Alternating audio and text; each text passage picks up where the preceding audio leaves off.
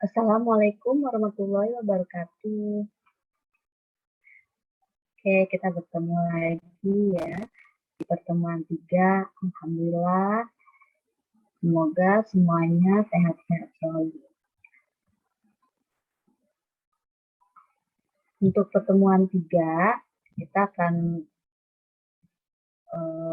belajar ya, sharing tentang manajemen dan organisasi. Sudah tampil di slide kalian? Ya.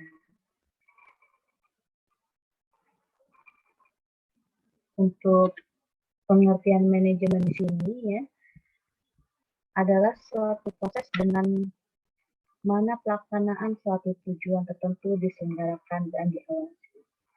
Ya. Atau bisa juga pengertiannya itu adalah seni dan ilmu perencanaan, pengorganisasian, penyusunan, pengarahan, dan pengawasan sumber daya untuk mencapai tujuan yang sudah ditetapkan. Jadi manajemen di sini pastinya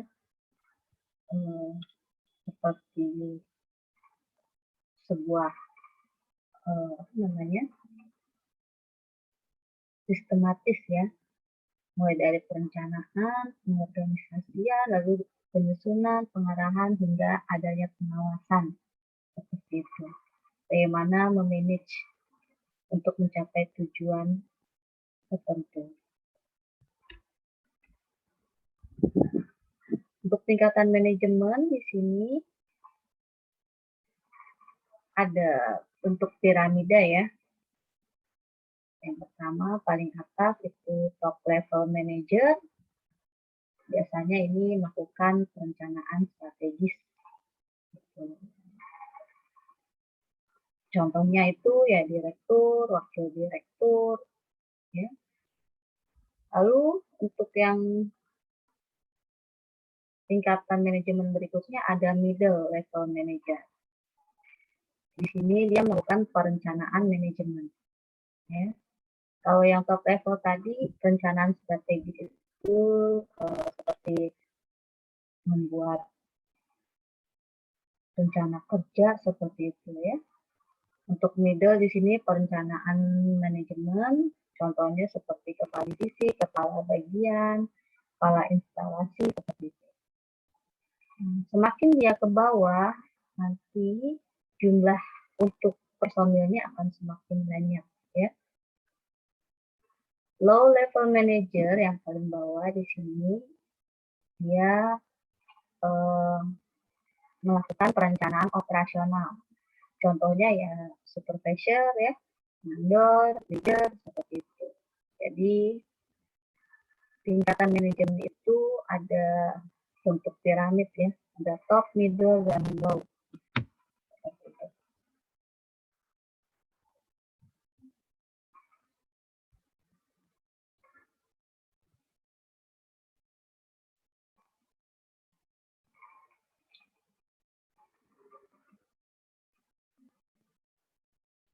Oke, di sini ada tingkatan manajerial yang tadi top ya, executive level, managerial level dengan piramida middle ya di sini. Lalu di sini ada operational level.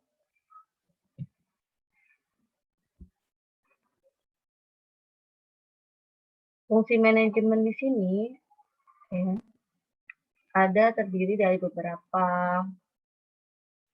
yaitu ada planning, perencanaan, organizing ya, pengorganisasian, staffing, pegawaian, directing, pengarahan ya, dan controlling, pengendalian seperti itu. Jadi ada 5 fungsi manajemen ini. Dalam manajemen kita akan melakukan perencanaan, terus melakukan pengorganisasian, terus rekrutmen staff, pengarahan, directing ya, hingga ke pengawasan seperti itu. Nah, untuk pengertian dari fungsi manajemen ini akan kita bahas ya di slide tambahan yang saya buat.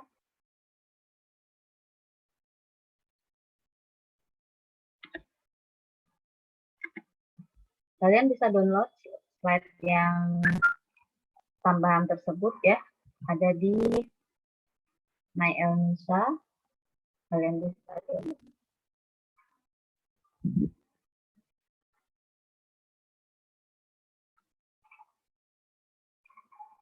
Nah, saya buka dulu untuk tambahan materinya.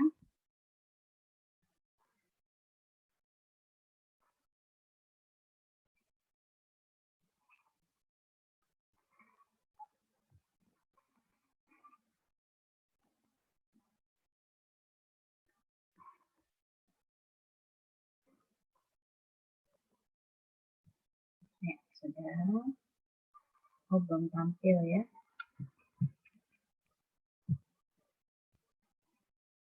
Belum tampil. Bentar.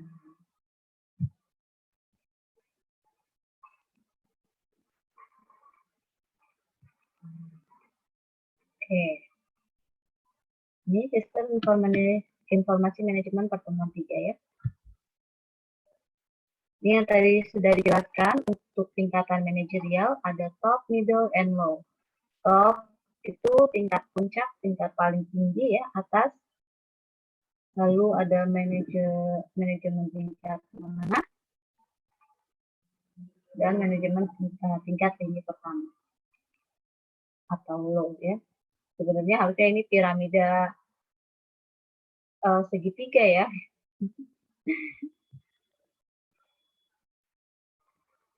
Nanti saya revisi untuk gambarnya.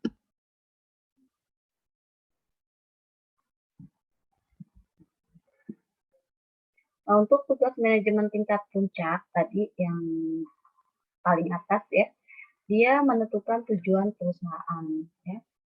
Lalu di sini membuat kerangka rencana dan kebijakan. Jadi tadi ya rencana kerja strategis ya atau rencana kerja seperti itu.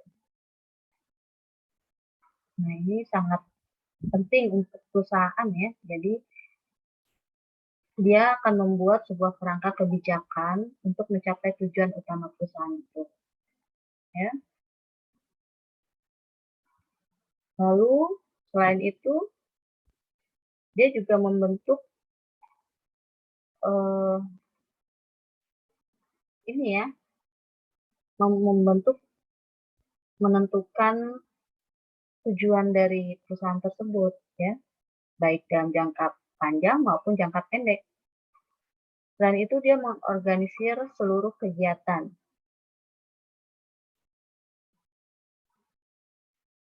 Koordinasinya dengan tingkat menengah ya, tingkat middle seperti itu. Jadi sebenarnya untuk yang top jarang ya untuk koordinir langsung dengan low, biasanya dia melalui middle dulu seperti itu. Lalu berikutnya mengumpulkan dan juga mengatur seluruh sumber daya organisasi perusahaan. Gitu. Yang berikutnya memiliki tanggung jawab penuh atas kelangsungan perkembangan organisasi perusahaan karena dia yang mengambil keputusan ya dalam sebuah organisasi tersebut. Dan untuk tingkat manajemen tingkat puncak juga ini sebagai penghubung dengan pihak lain atau pihak luar perusahaan. Untuk tugas manajemen tingkat menengah atau middle ya, yang pertama dia merealisasikan seluruh kebijakan yang disusun oleh pihak manajemen puncak. Jadi tadi manajemen puncak membuat strategi ya, rencana strategis atau rencana kerja seperti itu ya, dan dia merealisasikan ini di tingkat menengah. Jadi dia penghubung antara tingkat atas dengan tingkat bawah ini, ya. Atasan punya rencana dan tingkat menengah yang middle mengkomunikasikan dengan manajemen yang ada di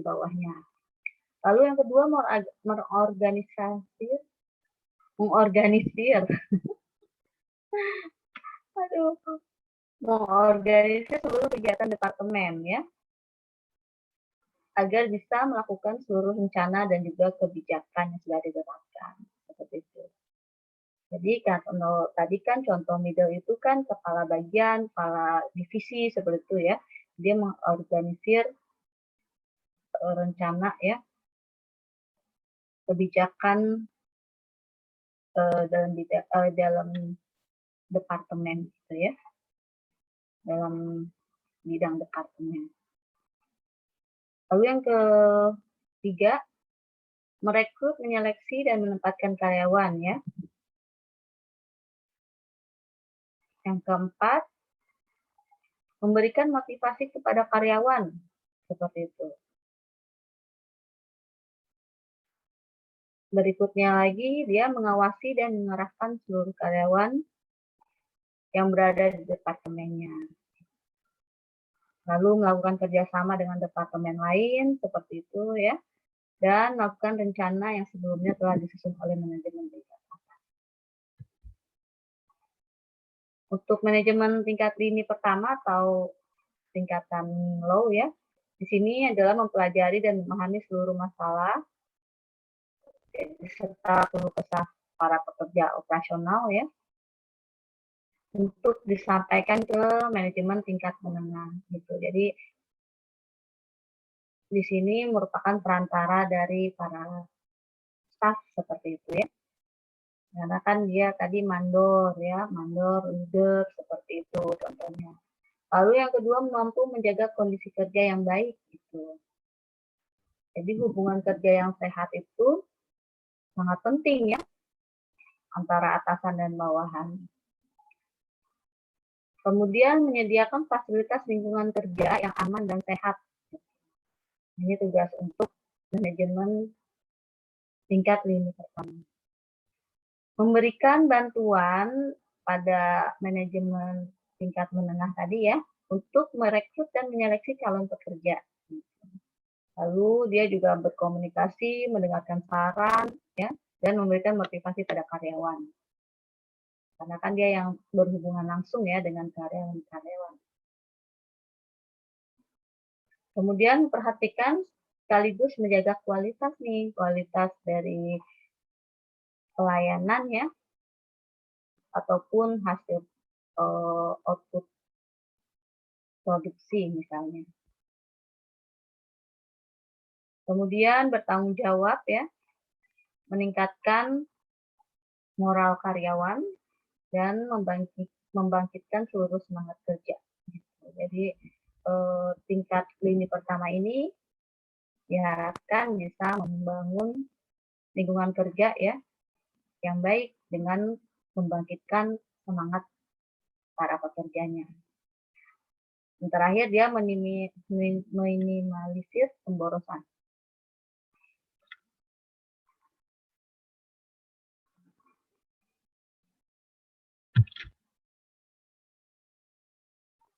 Nah, ini yang tadi kita bahas dari segala input, mulai dari tenaga kerja, keuangan, fisik, ya, ataupun informasi, ya, yang masuk ke dalam fungsi manajemen akan dibuat perencanaannya, organisasinya, staffing, directing, controlling, hingga akhirnya tercapailah tujuan. Tujuannya efektif dan efisien pastinya untuk membuat segala sesuatunya menjadi efektif dan efisien dari segi waktu, biaya, harga seperti itu ya. Nah, untuk planning apa sih? Planning di sini yaitu berupa rangkaian proses pemilihan atau penetapan tujuan organisasi ya.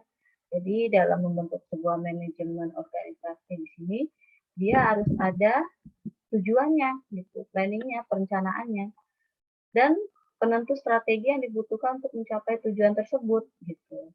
Jadi ada tujuannya, ada strategi-strateginya untuk mencapai tujuan yang kita buat tadi.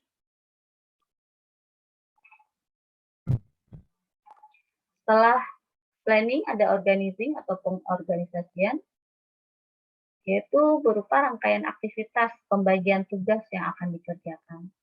Jadi berorganisasi itu ya di sini ada beberapa rangkaian aktivitas ya yang perlu dikerjakan masing-masing bagian. serta proses pengembangan struktur organisasi yang sesuai tujuan perusahaan. Jadi nanti dalam sebuah organisasi pasti ada SOTK ya, gitu. Ada struktur organisasinya yang bertanggung jawab pada bidangnya masing-masing. Untuk mencapai tujuan perusahaan pastinya. Staffing di sini hampir sama ya dengan organizing tadi, tapi pada intinya bertujuan untuk menempatkan sumber daya perusahaan di tempat yang paling tepat sesuai bidang keahliannya. Jadi di sini perekrutan karyawan dan penempatan di tempat yang sesuai dengan bidang keahliannya ya. Setelah staffing, di sini ada directing, bertujuan untuk mengarahkan ya atau mengendalikan agar pekerjaan semakin efektif dan efisien seperti itu. Jadi setelah perekrutan pasti ada pengarahan nih. Lalu setelah pengarahan nanti ada controlling, pengawasan ya. Adalah ini pengertiannya untuk menilai pekerjaan yang telah dilakukan oleh seluruh SDM yang ada di suatu perusahaan. Nah, ini sangat penting perannya nih untuk controlling karena untuk menentukan kualitas layanan. Ya. Apakah itu bisa berjalan dengan baik atau tidak. Ya. Jadi ada quality control untuk mengawasi hasil dari output kita ya, output yang dihasilkan.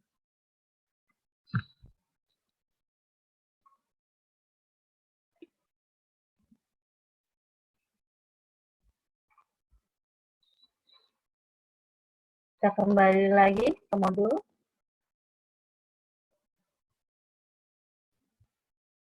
Jadi tadi sudah jelas ya, planning ini menentukan tujuan perusahaan, organizing yaitu membagi dalam bentuk kelompok ya, organisasi, struktur.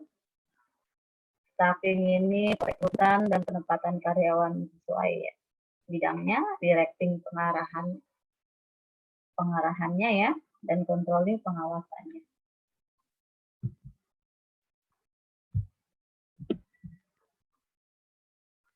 Nah, ini untuk manajemen dan sifat informasi. Di sini ada kebutuhan tingkatan manajemen ya. Untuk sumber informasi, tingkat atas ini membutuhkan informasi dari internal dan eksternal ya. Pemerintah, masyarakat, pesaing, supplier, seperti itu contohnya. Jadi untuk tingkat atas dia seluruh informasi itu dibutuhkan ya, baik dari internal maupun eksternal. Untuk yang middle di sini informasi yang dibutuhkan itu bersifat tengah-tengah ya, antara top dan low seperti itu. Kalau yang low dia lebih banyak membutuhkan informasi internal ya. Misal dari supplier, info-info dari supplier seperti itu. Lingkupnya ini untuk informasi. Untuk yang atas, top, memerlukan informasi organisasi secara global ya. Seperti tadi tuh. Informasi dari seluruh komponen organisasi. Ya, secara global, internal maupun eksternal semuanya diperlukan oleh manajemen tingkat atas. Untuk yang middle dia informasi semi parsial ya, jadi koordinasi antar departemennya seperti itu. Kalau yang low di sini bersifat lokal saja atau parsial ya, yang berhubungan dengan departemen dia sendiri ya, departemen masing-masing. Nah, ini ada sumber informasi, saya akan memberikan sedikit tambahan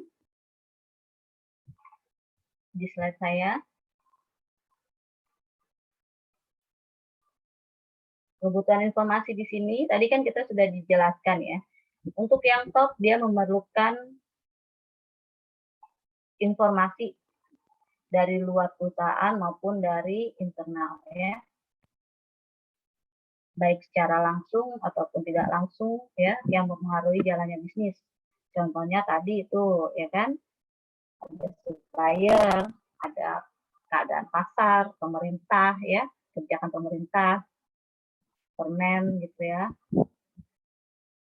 peraturan menteri seperti itu, gejala-gejala sosial masyarakat, adanya pesaing baru, pokoknya ini informasi-informasi ya yang dapat mempengaruhi jalannya bisnis itu dia harus mendapatkan informasi itu, menggali informasi itu. Untuk yang informasi middle ini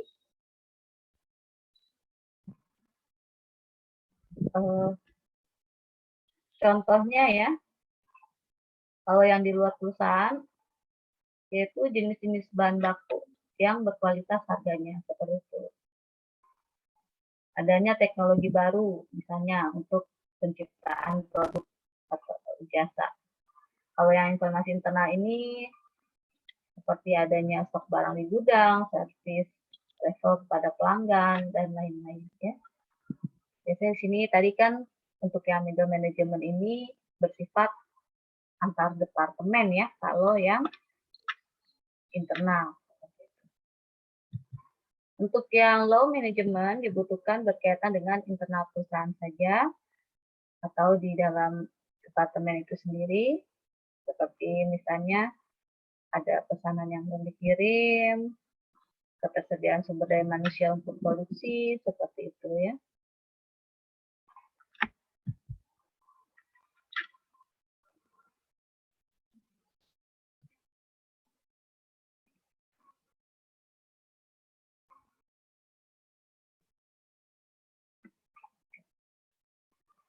Selain dari sumber informasi dan lingkup informasi, di sini ada kurun waktu informasi ya, kebutuhan tingkat manajemennya. Yang pertama, dia untuk jangka panjang pastinya ya.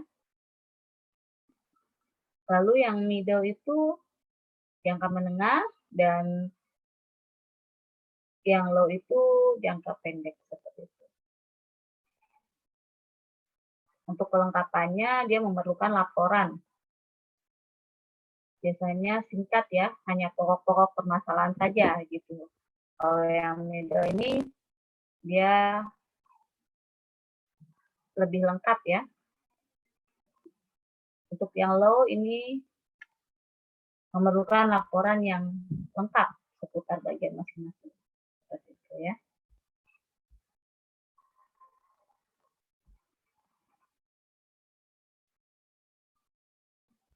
Untuk kerincian informasi, kalau yang top ini biasanya berupa ringkasan dalam bentuk grafik atau diagram ya. Jadi tingkatan low ini dia akan membuat sebuah laporan, misalnya akan dilaporkan ke middle. Nanti laporan tersebut akan dibuat analisanya untuk dilaporkan lagi ke top ya, top manajemen. Dan itu hanya berupa grafik dan analisa tadi ya, seperti itu. Untuk rangka waktu di sini, untuk yang top, untuk membutuhkan informasi tentang masa depan ya. Yang middle ini memerlukan informasi masa lalu, historis seperti itu. Jadi kalau yang top ini lebih memikirkan informasi-informasi terkait masa yang akan datang, seperti itu. Nah, kalau yang middle dan low, dia memerlukan informasi masa lalu, historis. Jadi di sini akan flashback gitu ya. Kenapa ini misalnya terjadi penurunan produksi gitu ya.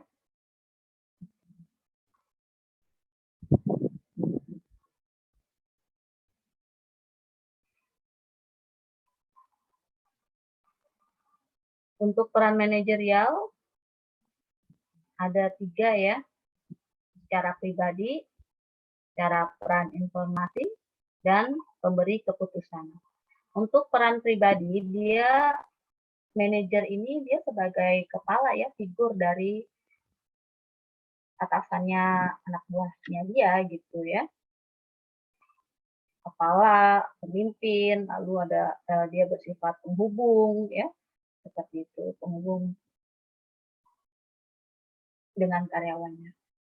Untuk peran dia sebagai informasi ini, dia sebagai monitor ya, pemantau informasi, lalu di sini ada diseminator, penyampaian informasi gitu ya, pewarta pewarta atau penyampaian informasi. Jadi kalau ada informasi yang perlu disampaikan, dia peran manajerial itu ya.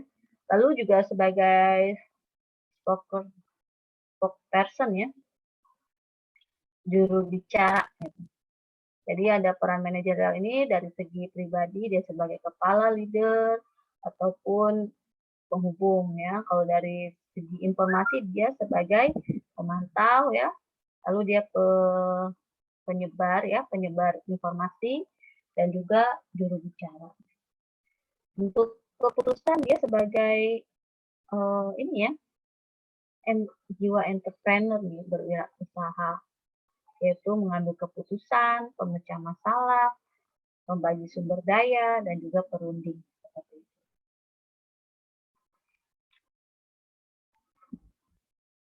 Kalau kalian suatu saat nanti masuk ke dalam manajerial, nah ini peran-peran kalian. Ya.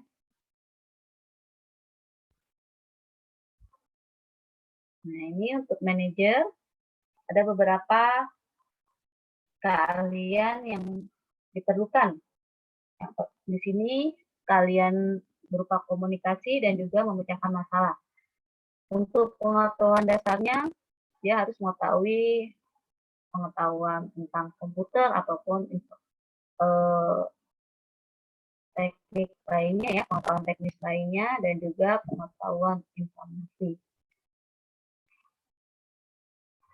Ada sedikit tambahan untuk kalian yang harus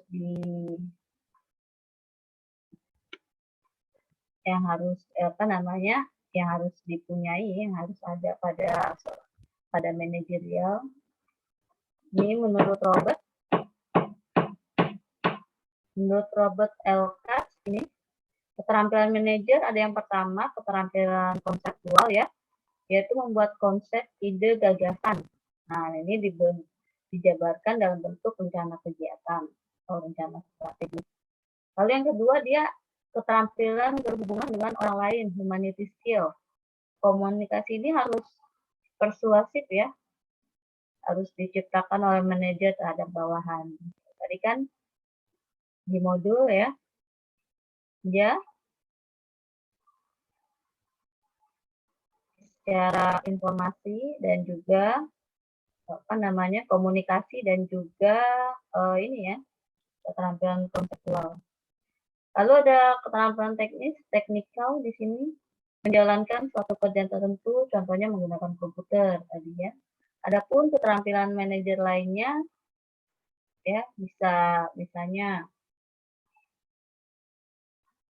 memanage waktu seperti itu ya. Jadi kalau menurut Robert L. Katz ini keterampilan manajer itu ada conceptual skill, dia harus bisa membuat konsep, ide, gagasan untuk organisasinya. Lalu ada keterampilan untuk hubungan dengan orang lain ya, humanity, untuk berkomunikasi. Lalu ada keterampilan teknis, yaitu melakukan pekerjaan tertentu ya.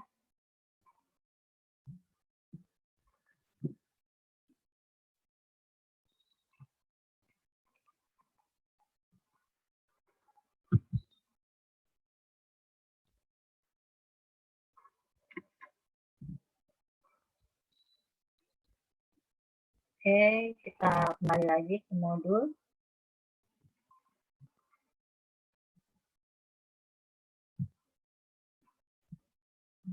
Ini tadi ya, memecahkan masalah, termasuk konseptual ya, komunikasi, humanity ya, dan pengetahuan dasar. Ini pengetahuan dasar komputer itu teknis ya, dan informasi tadi berupa humanity ya. Jadi manajer ini harus pandai mengkomunikasikan sebuah informasi kepada bawahannya.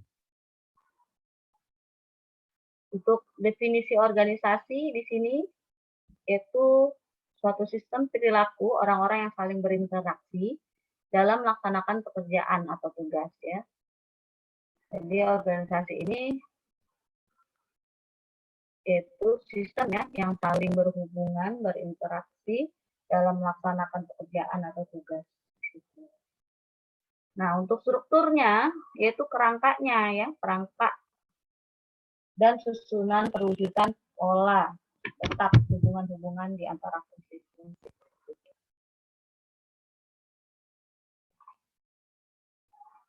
Jadi untuk strukturnya ini adanya kerangka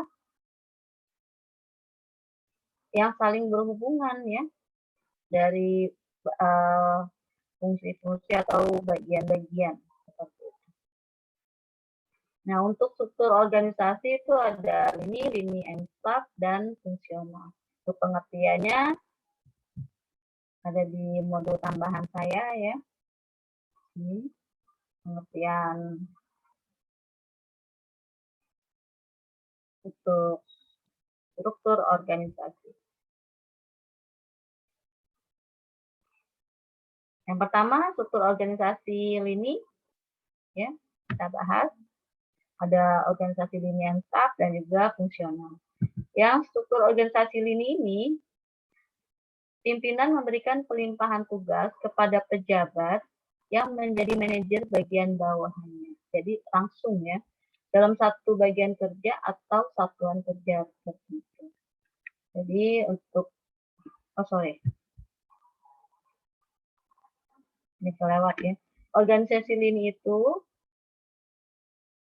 organisasi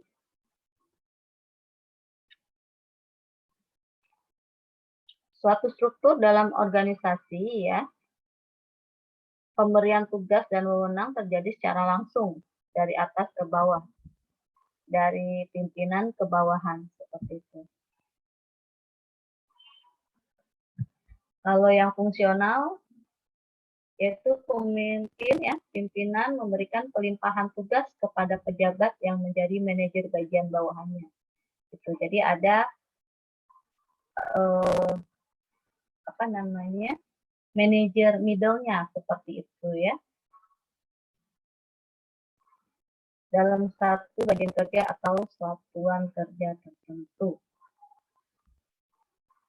Jadi dia tidak berhubungan secara langsung dengan bawahan, dengan pekerja ya, tapi ada beberapa manajemen di bawahnya. Untuk organisasi lini dan staff itu dia mengadopsi sebagian organisasi lini dan juga organisasi fungsional ya. Jadi pimpinan akan melimpahkan wewenang dalam organisasi secara vertikal kepada pimpinan bawahannya. Nah, ini peran staf pada struktur organisasi tersebut itu sebagai penasehat dan pemberi masukan gitu. Hingga ide dan data atau informasi yang pimpinan butuhkan. Jadi biasanya peran staf yang di bawah dari pimpinan tersebut berupa tingkatan middle juga ya.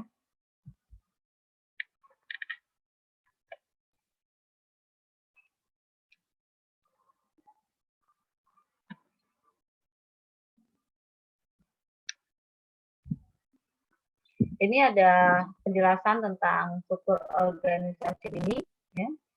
Jadi untuk yang lini di sini tadi kan sudah dijelaskan kalau dia bersifat langsung ya.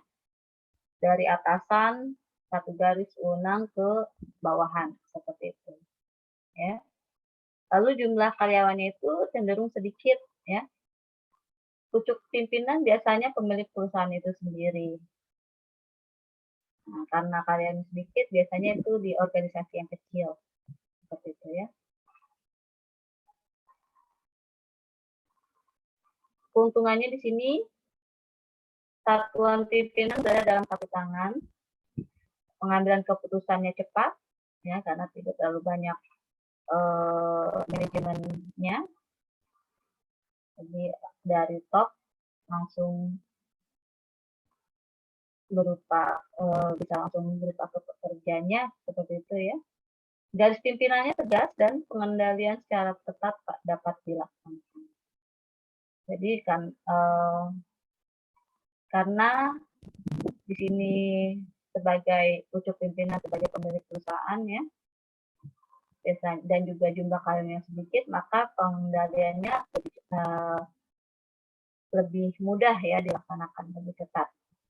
Kelemahannya ini tidak dapat dibedakan antara tujuan pribadi dengan tujuan perusahaan.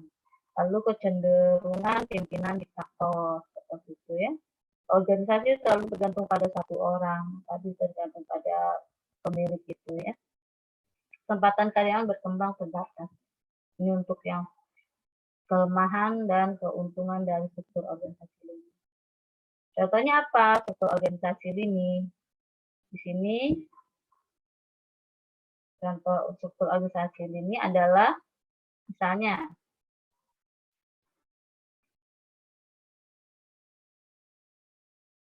analisa sistem penyewaan lapangan futsal ya.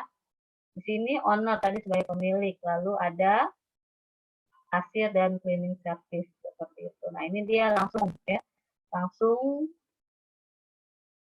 apa namanya? Manajemennya langsung ke pekerjanya seperti itu ya.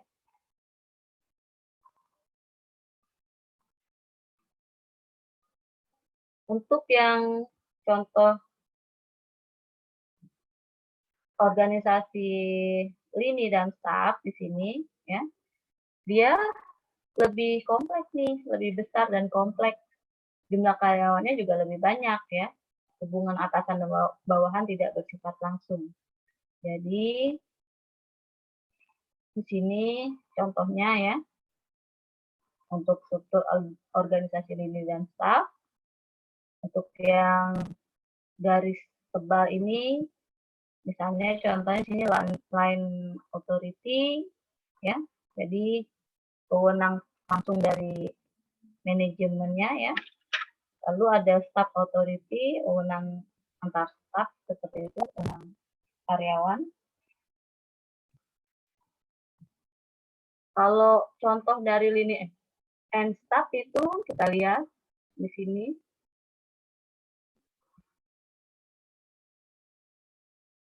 Nah, di sini misalnya furniture. Dari pimpinan dia tidak langsung ke pekerjanya misalnya, tapi dia akan ada middle-nya ya, middle manajemennya, yaitu manajer penjualan. Lalu ada diberikan ke bagian gudang dan bagian administrasi penjualan seperti itu. Ini untuk contoh lini dan staff.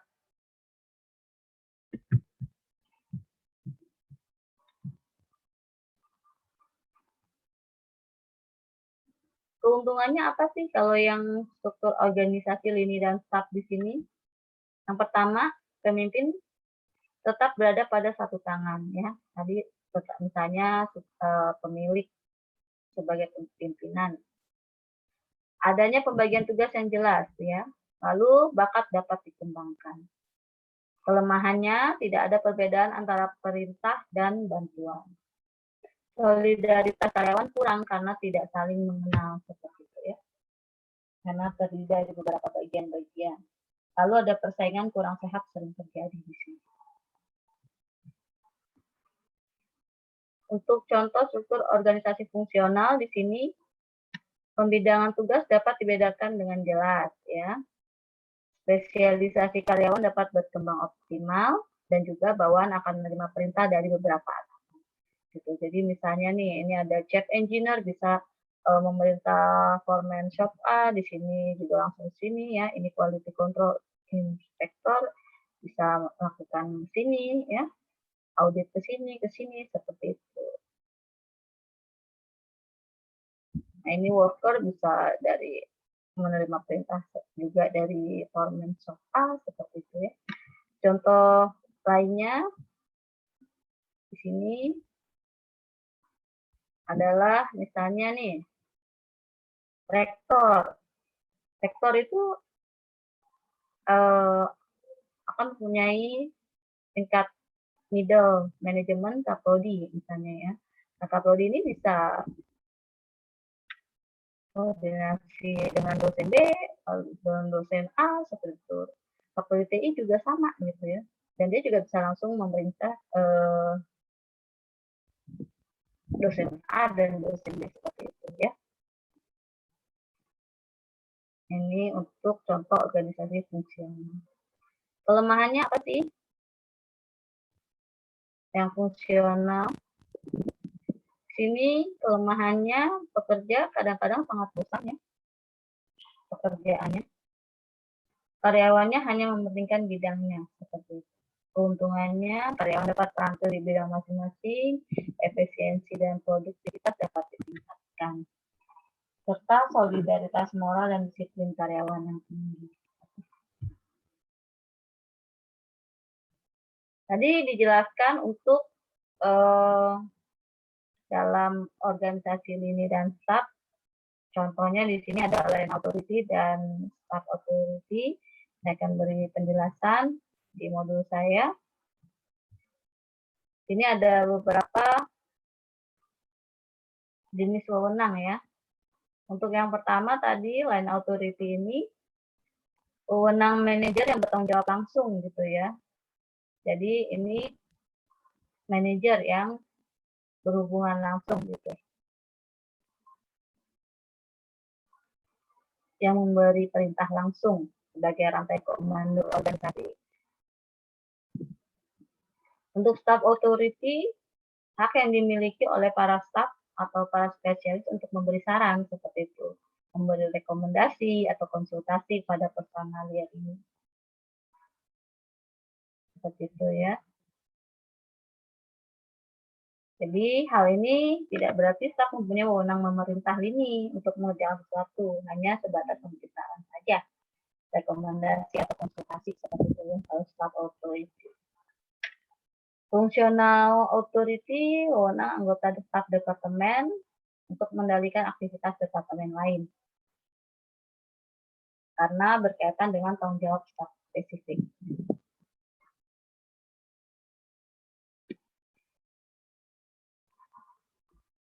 Contohnya yang tadi kita lihat di modul. Nah, kalau yang garisnya ini jelas itu line authority ya, berarti bisa langsung memberi wewenang nih gitu ya dari board of direction seperti ini, bisa memberi wewenang langsung. Tapi kalau ini research and development staff, the general manager, public relation officer ini hanya sebagai saran ya. Gitu. Dia tidak bisa memberikan wewenang, hanya sharing seperti itu. Itu yang disebut staff authority. Sama nih juga nih, production control staff ini bisa melakukan staff authority ke chief chemist ya. Kalau yang garisnya tegas ini berarti wewenang langsung ya, otoritas langsung. Tadi kita sudah bahas tentang struktur organisasi ya, ada struktur organisasi lini, linian staff, dan fungsional. Lalu kita bahas visi dan misi perusahaan. Untuk visi, suatu yang didambakan ya untuk dimiliki di masa depan, menggambarkan aspirasi masa depan tanpa spesifikasi cara-cara untuk mencapainya. Jadi visi kamu tuh harapan-harapan lah ya, gitu aspirasi masa depan kalian apa gitu ya. Yang kalian inginkan itu apa di masa depan. Nah, untuk misinya itu apa nih yang harus dikerjakan untuk mewujudkan visi tersebut, seperti itu ya. Jadi misi itu berupa langkah-langkah biasanya, langkah-langkah untuk mencapai suatu visi.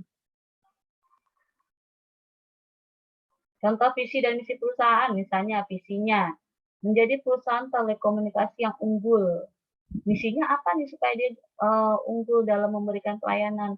Misalnya memberikan pelayanan prima, terus memberikan kesempatan karyawan untuk berkarya dan berprestasi gitu ya, dan meningkatkan kepedulian kepada masyarakat. Jadi ini tahapan-tahapan untuk mencapai tujuan ini ya, tujuan dari ini yang sudah dijelaskan tadi.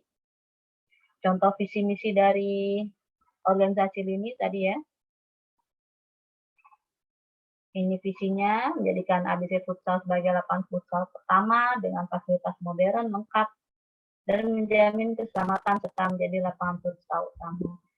Misinya apa? Misinya misalnya ya menambahkan target ini pada lapangan agar mengurangi dampak cedera. Nah, tadi kan karena di sini menjamin keselamatan para ini ya pemainnya, berarti di sini ada langkahnya untuk mewujudkan visi itu gitu. Ya. Lalu yang lainnya misalnya mengadakan perlombaan kompetisi futsal dan menyediakan lahan parkir yang luas, ini fasilitas modern ya termasuk seperti itu. Ini untuk yang contoh organisasi lini dan staf, visi dan misinya. Dan ini untuk yang contoh organisasi fungsional. Contohnya misalnya di sini menjadi akademi unggulan di bidang teknologi informasi nih, visi usaha mandiri. Misinya apa? Menghasilkan tenaga terampil di bidang teknologi informasi yang berkualitas. Gitu. Jadi dia untuk menjadi akademi yang unggul, dia berusaha menjadikan mahasiswa-mahasiswa yang terampil di bidang teknologi informasi, ya, dan juga berkualitas. Lalu juga misinya juga menguasai dasar berpikir ilmiah di bidang teknologi informasi yang profesional. Seperti itu ya.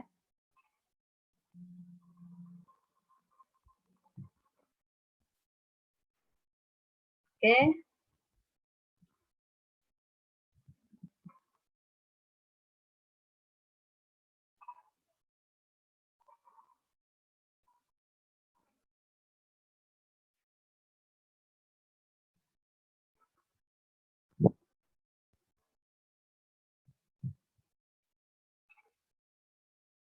Sekian materi pertemuan 3 hari ini ya. Semoga dapat dipahami dengan baik. Apa itu manajemen, apa itu organisasi, apa itu struktur organisasi seperti itu ya.